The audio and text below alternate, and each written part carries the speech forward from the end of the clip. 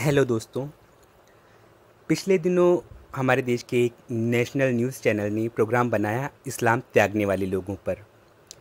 उन्हें स्टूडियो में बुलाकर इस्लाम की बुराइयों को बताने के लिए कहा गया। बताइए, ये हमारे न्यूज़ चैनलों की हालत है आज।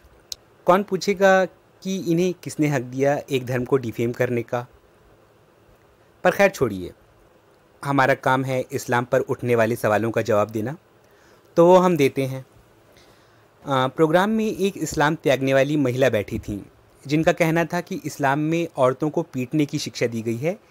ये देखकर उन्होंने इस्लाम का त्याग कर दिया। बहुत से मुस्लिम और गैर मुस्लिम लोगों का ख्याल है कि इस्लाम में बीवी को काबू रखने के लिए, उससे अपनी जायज़ नाजायज़ बातें मनवाने के लिए बीवी की पिटाई करने का हक़ मुस्लिम पुरुषों को कुरान ने दिया है। लेकिन ये ख्याल रखना कुरान पर एक बहुत बड़ा झूठ बांधना है। छोटी मोटी बातों पर बीवी पर हाथ उठाने की इजाज़त कुरान पाक कतई नहीं देता, बल्कि ऐसे मौक़ों पर अपने आप पर काबू रखने का हुक्म ही कुरान और हदीस ने शौहर को दिया है। क्योंकि जैव वैज्ञानिक आधार पर हर पुरुष की बनावट स्त्री के मुकाबले अधिक शक्तिशाली और स्वभाव आक्रामक रहता है। इस बात को ध्यान में रखते हुए कि अन्य पुरुषों की तरह मुस्लिम पुरुष भी अपनी स्त्रियों पर अत्याचार और हिंसा न करने लगें, अल्लाह ने बड़ी जिम्मेदारी मुस्लिम पुरुषों को सौंपी कि वो अपनी पत्नी की नापसंदीदा बातों को अनदेखा कर दें और अपनी पत्नी से भला व्यवहार करते रहें। पवित्र कुरान में अल्लाह का फरमान है कि अपनी पत्नी के साथ भले तरीके से रहो सहो, और यदि वो तुम्हें पसंद ना हो तो संभव है कि एक चीज़ तुम्हें पसंद ना हो, लेकिन दूसरी ओर अल्लाह ने उसमें बहुत कुछ भलाई रखी होगी। ये कुरान की सूरा नंबर 4 की आयत 19 में लिखा हुआ है। इसी तरह आप सल्लल्लाहु अलैहि वसल्लम की ये हदीस शरीफ हज़रत अबू हुरैरा रज़ी अल्लाहु अन्हु से रिवायत है कि नबी सल्लल्लाहु अलैहि वसल्लम ने फरमाया, अपनी औरतों के साथ भला सलूक किया करो, इसलिए कि औरतें पसली से पैदा की गई हैं और पसली टेढ़ी होती है। अगर तुम पसली सीधी करना चाहोगे तो वो टूट जाएगी, और अगर उसी तरह छोड़ दोगे तो वो टेढ़ी ही रहेगी। तो तुम औरत को जैसी वो है वैसी रख कर उससे काम ले सकते हो, इसलिए औरत के साथ अच्छा व्यवहार किया करो। बुखारी शरीफ किताब नंबर 55 हदीस नंबर 548 और बुखारी शरीफ किताब 62 हदीस नंबर 113। अक्सर स्त्रियों पर इसी कारण से तो अत्याचार हो जाते हैं कि मर्द खुद को औरत का मालिक समझकर अपनी पत्नी की असल शख्सियत और उसकी पसंद नापसंद को दबाकर उसको अपनी मर्ज़ी का ग़ुलाम बनाकर जीना चाहता है। लेकिन प्यारे नबी सल्लल्लाहु अलैहि वसल्लम ने मुसलमानों को अपनी बीवियों के साथ ये जुल्म करने से रोक दिया है। आप सल्लल्लाहु अलैहि वसल्लम ने फरमाया कि तुम्हारी पत्नी तुम्हारी ग़ुलाम नहीं बल्कि तुम्हारी पार्टनर है। अल्लाह ने कुरान पाक में फ़रमाया कि अपनी पत्नियों को नुकसान पहुंचाने की बात मत सोचा करो, सूरा नंबर 2 आयत नंबर 231। और आप सल्लल्लाहु अलैहि वसल्लम ने पत्नियों के अधिकारों का वर्णन करते हुए हुक्म दिया कि अपनी पत्नियों की पिटाई ना करो। ये है सुनन अबू दाऊद किताब 11 हदीस 2137, 2138 और 2139। तो जाहिर है कि बीवी पर मालिकाना जताने, बीवी को दबाने या बात ना मानने पर उसको पीटना इस्लाम में तो हरगिज़ नहीं। इस्लाम ने मुस्लिम पत्नियों को अन्यायपूर्ण मारपीट से बचा लिया है। लेकिन समाज में ऐसे भी बहुत से केस देखने में आते हैं कि पति तो सज्जन होता है, पर पत्नी ही अपनी अनुचित महत्वाकांक्षाओं के चलते पति को परेशान करती रहती है। ऐसे में अपनी जैविक बनावट के चलते शरीफ से शरीफ पति का हाथ भी स्त्री पर उठ सकता है। अतः स्त्रियों को भी इतना समझदार होना चाहिए कि यदि पति उनकी कुछ कमियों को नज़रअंदाज करता है तो वो भी पति को किसी मामूली बात के लिए अकारण उत्तेजित ना करें, क्योंकि विवाह संस्था को एक तरफा प्रयास नहीं बल्कि आपसी समझदारी ही सफल बनाती है। पवित्र कुरान सूरा नंबर 4 की आयत 34 में भी पत्नी द्वारा एक ऐसा ही बेहद गलत और अनुचित कदम उठाने की दुर्लभ और एकमात्र परिस्थिति यानी परपुरुष गमन में उसे दंड देने की अनुमति पति को है। एवं इस मामले के अतिरिक्त किसी मामले में स्त्री पर हाथ उठाने को इस्लाम से कतई नहीं जोड़ा जा सकता। याद रखिए, परपुरुष गमन व्यभिचार वही परिस्थिति है जिसके केवल संदेह में पत्नी को जिंदा जला देना, पत्नी की हत्या कर डालना, पत्नी का परित्याग कर डालना कई धर्मों के अनुसार आदर्श व्यवहार था। हम रोज़ अपने आसपास देखते हैं कि पत्नी पर दूसरे व्यक्ति से संबंध होने की खबर मिलते ही पति अपनी पत्नी की हत्या कर डालता है।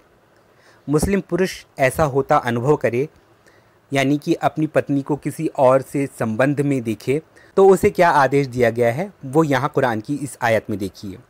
पति पत्नियों के रक्षक और भरण पोषण करने वाले हैं, क्योंकि अल्लाह ने उनमें से कुछ को कुछ के मुकाबले आगे रखा है, और इसलिए भी कि पतियों ने पत्नियों के भरण पोषण पर अपने माल खर्च किए हैं। तो नेक पत्नियां तो आज्ञा पालन करने वाली होती हैं और गुप्त बातों की रक्षा करती हैं, क्योंकि अल्लाह ने उनकी रक्षा की है। और जो पत्नियां ऐसी हों जिनके सीमा पार करने का तुम्हें भय है, उन्हें समझाओ और बिस्तरों में उन्हें अकेली छोड़ दो, और अगर बहुत ज़रूरी हो तो उन्हें दंड दो। फिर यदि वे तुम्हारी बात मानने लगें तो उनके विरुद्ध कोई रास्ता ना ढूंढो। अल्लाह सबसे उच्च, सबसे बड़ा है। कुरान की सूरह 4 आयत 34। इस आयत में पत्नियों से गुप्त बातों यानी सतीत्व की रक्षा करने की अपेक्षा का जिक्र फिर किसी स्त्री द्वारा सीमा पार करने की आशंका पर हालात सुधारने के लिए कदम उठाने की बात से ये स्पष्ट है कि पति द्वारा पत्नी को हल्का दंड देने की अनुमति सिर्फ और सिर्फ बेहद गंभीर परिस्थिति में तब है जब पत्नी किसी अन्य व्यक्ति के साथ व्यभिचारोन्मत्त हो रही हो और उसे बातचीत से और फिर नाराज़गी दिखाकर बात समझाने के उपाय विफल हो चुके हों।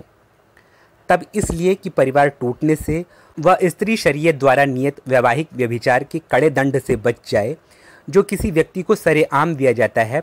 औरत को उस दंड से बचाने की कोशिश में पति को अनुमति है कि वो अपनी पत्नी को हल्का दंड दे सकता है, और ये दंड देते समय उसे ध्यान रखना है कि उसका मकसद पत्नी को चोट पहुंचाना नहीं है, बल्कि पत्नी को केवल शर्मिंदा करना है।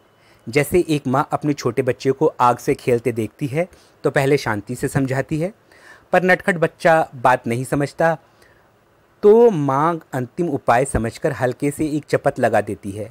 माँ का मकसद बच्चे को चोटिल करना नहीं होता, बल्कि ये जताना होता है कि तुम्हारी हरकत से तुम्हें बहुत प्यार करने वाली माँ भी तुमसे बहुत गुस्सा हो गई है, सुधार करो। बच्चे को भी चोट नहीं लगती, बल्कि मलाल और शर्मिंदगी महसूस होती है और वो गलती करने से रुक जाता है। कुछ ऐसी ही कोशिश प्रेमी पति भी करे। और क्योंकि अल्लाह का फरमान है कि पति और पत्नी एक दूसरे का लिबास हैं, यानी एक लिबास की तरह ही उनको एक दूसरे की शर्म छिपाने और इज्जत रखने की जिम्मेदारी है, इसलिए ये दंड इस बात की आखिरी कोशिश के रूप में दिया जाए कि शायद इसके बाद पत्नी मामले की गंभीरता को समझे और व्यभिचार से खुद को रोक ले, और इस बात और दंड की जानकारी पति पत्नी के अतिरिक्त किसी और को ना हो, किसी तीसरे को इस अपमानित करने वाली बात का पता न चले और पत्नी का सम्मान समाज में बना रह जाए। जाहिर है अगर पति पत्नी को घायल करने वाला वार करेगा तो बात घर तक सीमित नहीं रहेगी और कुरान के उस आदेश का पालन नहीं होगा। वैसे दंड के लिए जो शब्द इद्रिबूहुना इस आयत में आया है, इस शब्द का रूट दरबा है और इसका एक और अर्थ होता है छोड़ना। अतः कुछ विद्वानों का मत ये भी है कि इस आयत में पत्नी पर हाथ उठाने की बात नहीं, बल्कि सुधारात्मक उपाय के तौर पर पत्नी को अपने से कुछ समय के लिए अलग कर देना है। खैर, हम इद्रिबूहुना का अर्थ चपत भी लें तब भी मुझे कोई समस्या इसमें नज़र नहीं आती, क्योंकि मामला व्यभिचार की ओर बढ़ने का है जिसकी सख्ती से रोकथाम न की जाए और विवाहित स्त्री या पुरुष कोई भी व्यभिचार कर बैठे तो वो शरीयत के अनुसार 100 कोड़ों की सज़ा का अधिकारी हो जाएगा। अतः अपने प्रिय को इस तकलीफ़ से बचाने को थोड़ा सख्त कदम उठाना भी गलत नहीं माना जा सकता। सोशल मीडिया पर अक्सर कुछ ऐसे फ़ोटो देखता हूँ कि खुली सड़क पर एक तथाकथित मुस्लिम अपनी पत्नी को पीट रहा है। इस फ़ोटो को इस्लामी कानून की परिणति बताकर इस्लाम को अपमानित किया जाता है, जबकि वो फ़ोटो इस्लामी शिक्षा का खुला उल्लंघन है, क्योंकि वो आदमी अपनी पत्नी की इज्जत रख नहीं रहा बल्कि सरे बाज़ार अपनी पत्नी का अपमान कर रहा है। इसी तरह कुछ बुरी तरह लहूलुहान स्त्रियों के फ़ोटो डालकर ये दावा किया जाता है कि इन स्त्रियों को इनके पतियों ने शरीयत के अनुसार पीटकर अधमरा कर दिया है। ये भी इस्लाम पर निराधार आरोप है, क्योंकि कुरान सिर्फ एक बेहद गंभीर और अपमानजनक परिस्थिति में ही पत्नी को केवल ऐसा दंड देने की अनुमति देता है जैसे एक माँ अपने ज़िद्दी बच्चे को आग से खेलने से रोकने के लिए मारती है, ये ध्यान में रखते हुए कि बच्चे को चोट न लगे। बस वो मलाल में आकर ख़तरे वाले काम से खुद को रोक ले। उसी तरह प्रेमी पति से भी अपेक्षा है कि वो अपनी स्त्री को तबाह होने से बचाने को थोड़ी सख्ती दिखाएगा। जैसे माँ की मार हिंसा नहीं कहलाती, वैसे ही कुरान 4:34 की अनुमति भी हिंसा नहीं है। याद रखिए, ये किसी तरह की ज़बरदस्ती नहीं, केवल एक पाप व्यभिचार, यानी पत्नी पति के साथ रहना चाहते हुए किसी और पुरुष से भी अनुचित संबंध बनाना चाहे, इस स्थिति को ख़त्म करने का एक विकल्प है। पर यदि ऐसा हो कि स्त्री की अपने वर्तमान पति के साथ निभ न रही हो और वो किसी दूसरे पुरुष से विवाह करना चाहती हो, तो वो पत्नी न्यायिक आधार पर खुला लेने के लिए पूरी तरह से स्वतंत्र है। और यदि ये स्थिति आए तो एक समर्पित मुस्लिम से ऐसे मामले या और किसी भी मामले में ये अपेक्षा नहीं है कि वो अपनी पत्नी को ज़रा भी पीड़ा दे, बल्कि अपेक्षा ये है कि जो स्त्री उसके साथ खुश नहीं, एक अच्छे मुस्लिम को चाहिए कि वो उस स्त्री को खुला लेकर जाने दे। खैर, ये तो कुरान की आयत पर उठे हुए सवाल का जवाब हो गया।